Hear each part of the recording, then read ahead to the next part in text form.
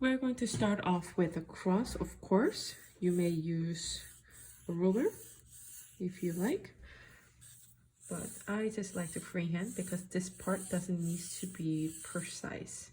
So let's go ahead and get started with the outer layer.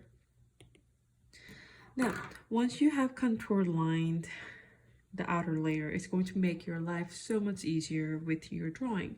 So I'm going to think about this. Halfway point is where her face is. So I'm going to go ahead and make halfway point, and I'm going to reserve this space for her ear. All right, again, about 1, 2, 1, 2. It's about halfway point again is her face. And I'm going to go ahead, I have a little bit space on underneath this iPad, so this is actually halfway point. Good, and I'm going to go ahead and make that for my ear. So let's go ahead and continue to, I'll say this one. Right, and let's go ahead and start measuring.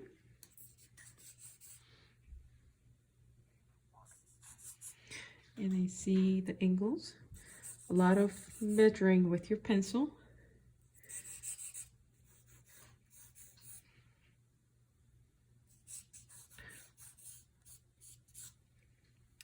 All right, so halfway point again of this half quadrant is her chin. And measure.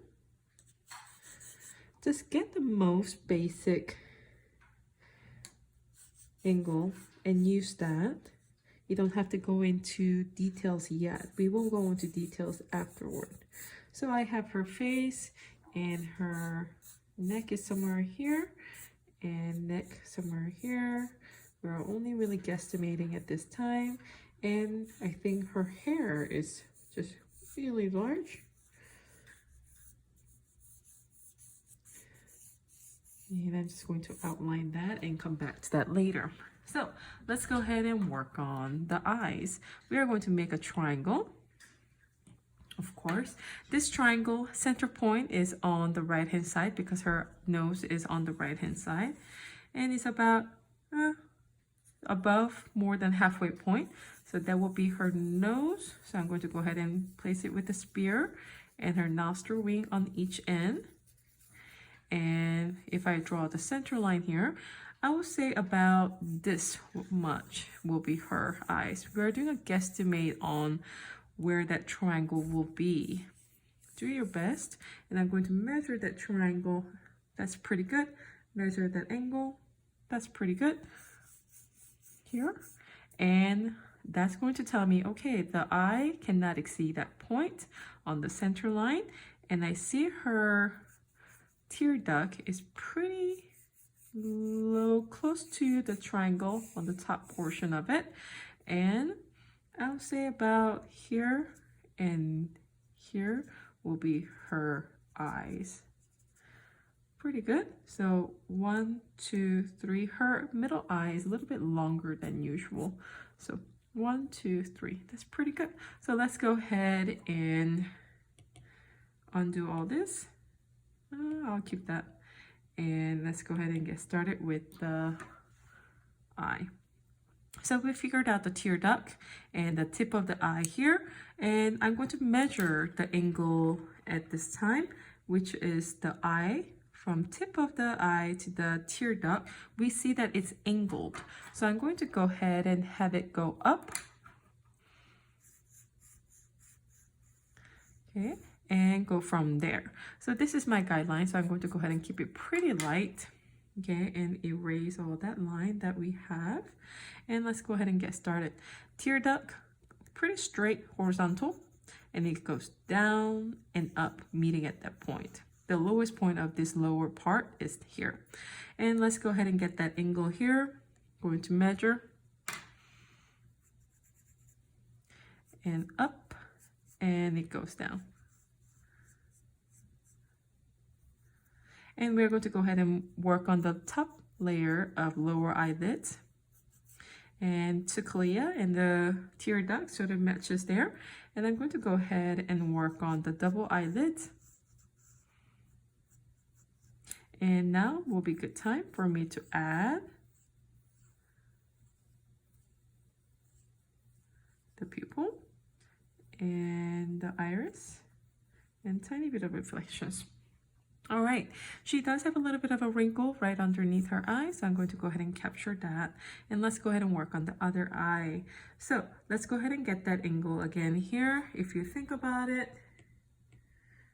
it's going to be from tip of the eye to the tip of the eye. It's also tilted, so I'm going to keep that in mind when I draw. And from here, same angle. That's pretty good.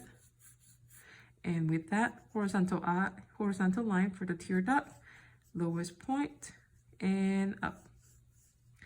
And I'm going to go ahead and measure the angle here with the pencil, highest point closer to the right, and then it goes down. I'm going to go ahead and put in the pupil and go ahead and do the tear duct and double eye lines. Actually, top layer of a lower eyelid. If you see a few wrinkles here, and curve, and her double eyelid coming this way. Her iris is right there, and her reflections. If you can add those details, that's great. There's no need to shade. Please try not to add the eyelashes. All right, so her glabella is the center of her eye. It's like an upside down triangle. And that's going to give me pretty good idea as to where to add her or start her eyebrows. So it's pretty close here, but it angles up. So I'm going to measure that angle, transfer that.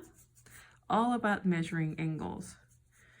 It doesn't matter what you draw. If you know how to measure angles with your pencil and apply that to any kind of drawing, you're going to be a successful drawer. So I'm going to go ahead and add that in there. It's pretty close here. And the top portion of it, again, we don't have to shade it in. We're just going to shape that in. All right, I think we are pretty good. Let's go ahead and work on the nose. So we figured out the triangle and gave us pretty good decent idea for where the nose ball will be. Now, if you look at the tip of the ball, it's slightly tilted. So I'm going to keep that in mind. Her second nostril is slightly higher, very slightly. So I'm going to go ahead and keep that nostril wing hook, nostril wing hook. And then I'm going to go ahead and draw the nostril wing that goes down and up. It's very edgy here and up. And I'm not going to add in the shadow, but I do see a little bit of shadow here. So I'm going to shape that in. And the Cupid's arrow here. And I think we are done. Now, I know we are not drawing any maxilla because there are no lines here, but I do see a very clear definition of a shadow. So I'm going to go ahead and shape that shadow here. And shape that shadow, and that's going to really embrace the shape of glabella and nasal bone, and that's going to help us create an implied line for the nose. Let's go ahead and work on the mouth. As you can see, it is tilted.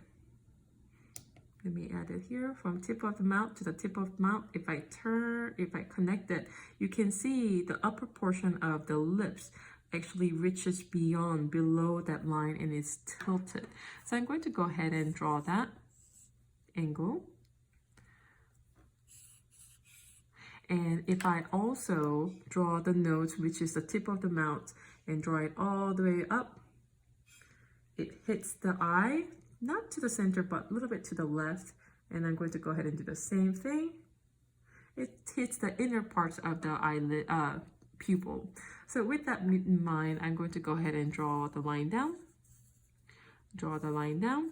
It gives me a pretty good idea. Okay, this is the tip of the mouth, probably where the nose will be. Tip of the mouth, where the nose will be. I know the center of the lips is off and it's tilted. Do you see that? It's actually this way. It is tilted because your horizontal line is tilted. That makes her pupil, I'm sorry, not pupil, Cupid's arrow to be here. With that being said, let's go ahead and start drawing the lips because we now have the basic understanding of it. So here's a fatty tissue here. So I'm going to go ahead and draw that. And it goes up and down because there are another fatty tissues on both ends of the lower lips. Now here, it's pretty flat and it curves up and it curves down. I'm going to go ahead and create an implied line. Again, I'm going to leave a little bit of space in between so that it looks like she's not wearing a lipstick. Going to go ahead and do the same thing. And we are done with that part of the mouth. And basically we are done. We just need to go ahead and start outlining and detailing. Be very mindful of the angles. She actually has a little split end here for the chin. So I'm going to go ahead and draw that. And draw the angle. I got that angle wrong. And here we have her outer layer. And her ear is pretty hard to see, so let me go ahead and get rid of these lines.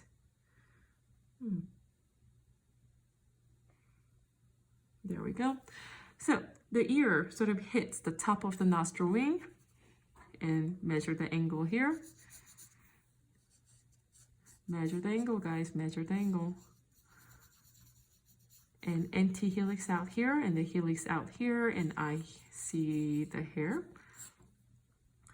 Now, again, the top of it, this is the earlobe, and it goes connected to helix part of the ear, which is the inner part, and I see something sticking out. That is the anti-helix of the ears, and I see the earring. I'm not going to put in a lot of information, and I'm just going to outline her hair or hairline and work on the neck here, and I'm just going to go ahead and give a smooth looks to her hair.